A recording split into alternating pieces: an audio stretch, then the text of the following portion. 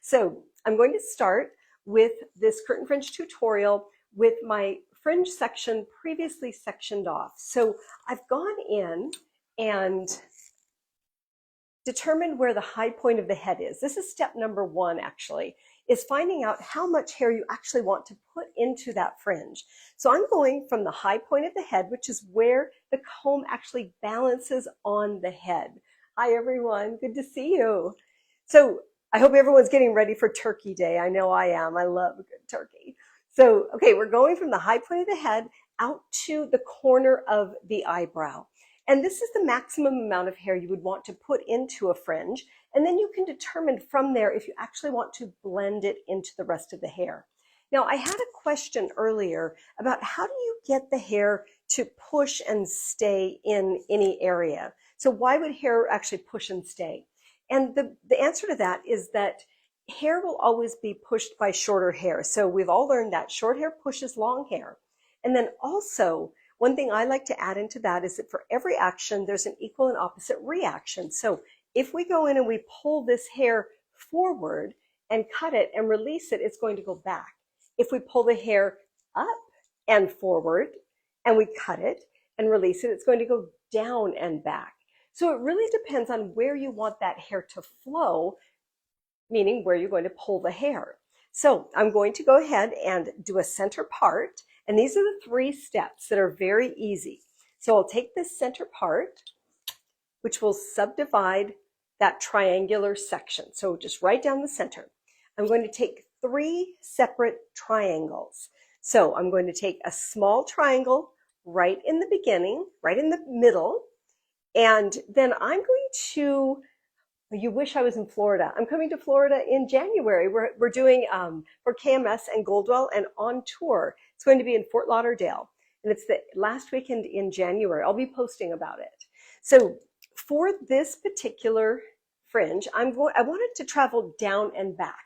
So I'm going to lift this up and forward. So it's just that equal and opposite reaction. Now, because the hair's been blow dried for a longer length, it won't sit right at the very beginning. We have to blow dry it at the end. So we'll do that.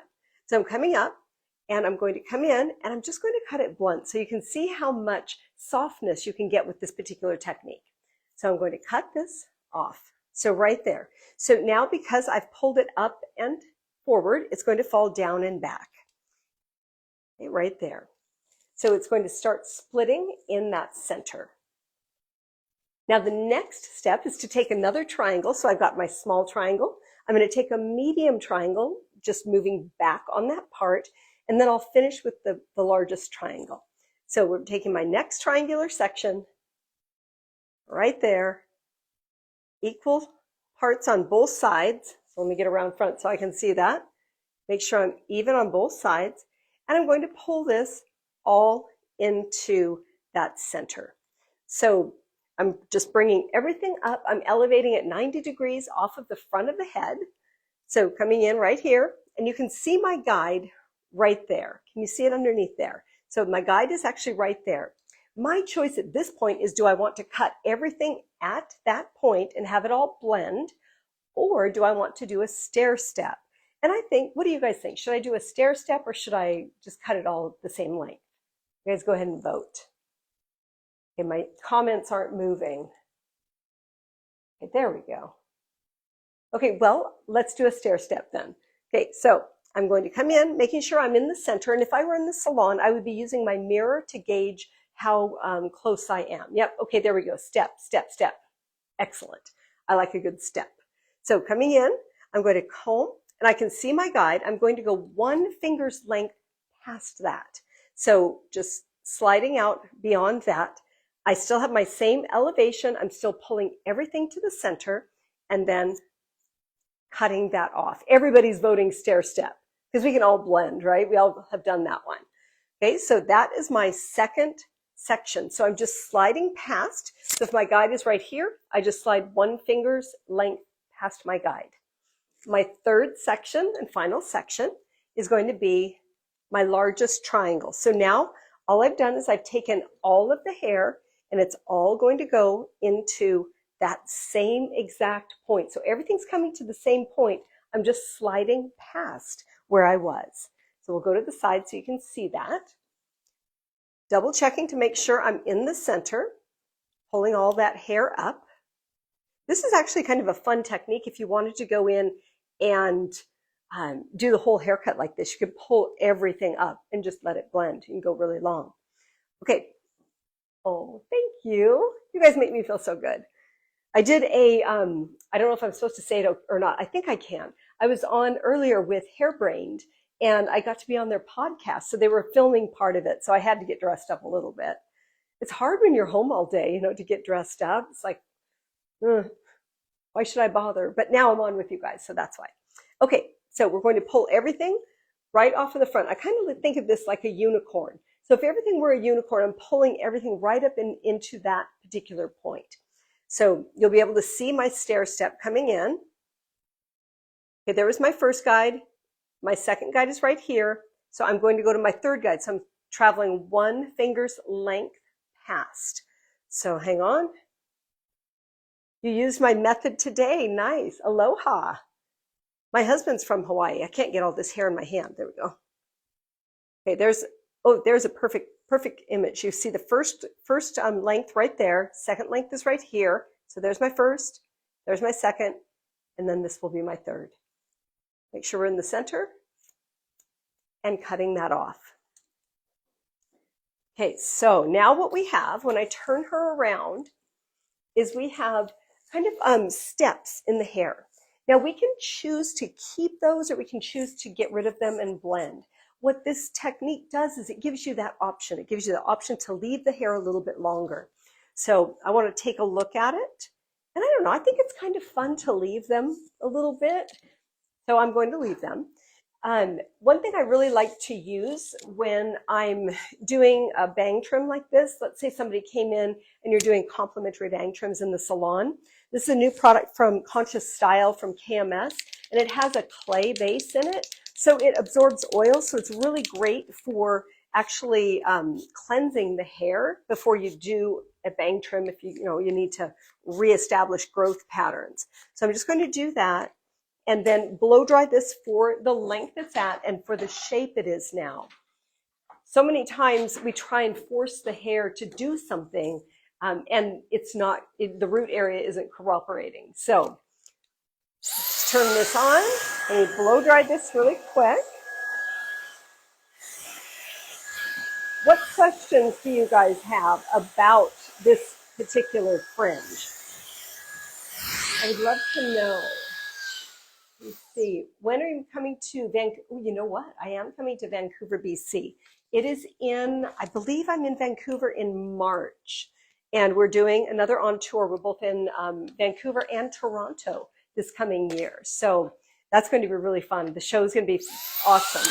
I'm doing the cutting room with Jacob Kahn again. I know you'd only come to see me though, so I'm just kidding. Okay, so I'm blow drying under and then tipping that brush back. So that's going to give the hair a nice flow back away from the face.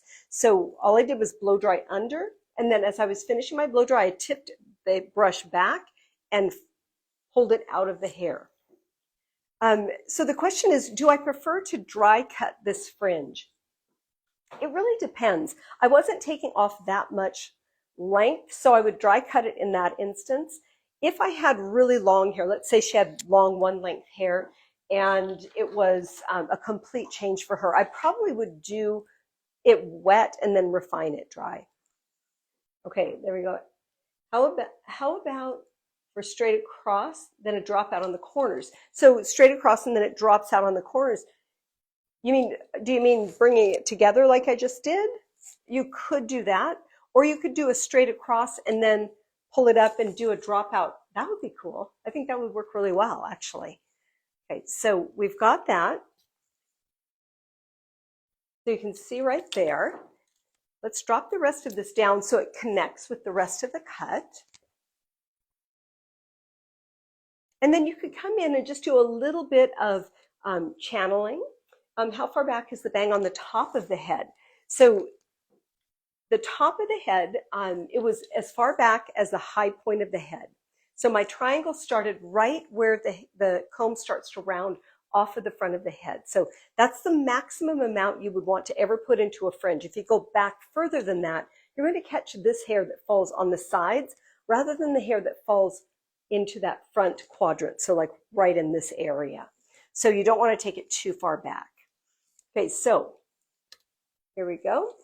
Ooh, if the hair was really curly, I love all these questions. I actually have one of my live videos that is stored inside of my feed, and I go in and I actually cut it freehand up into a V, and it works really well. So go back and watch that. Okay, so I'm going to come in and just do just a little bit of channel cutting along the concept that short hair is going to push long. So I'm working from the center out, going this way.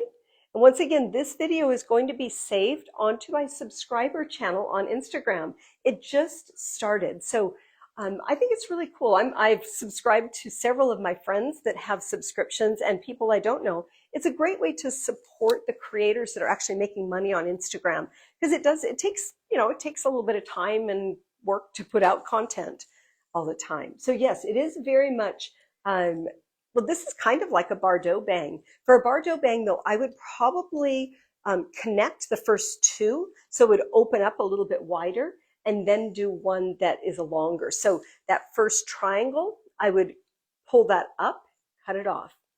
Next triangle, I would pull it up, and I would match that length.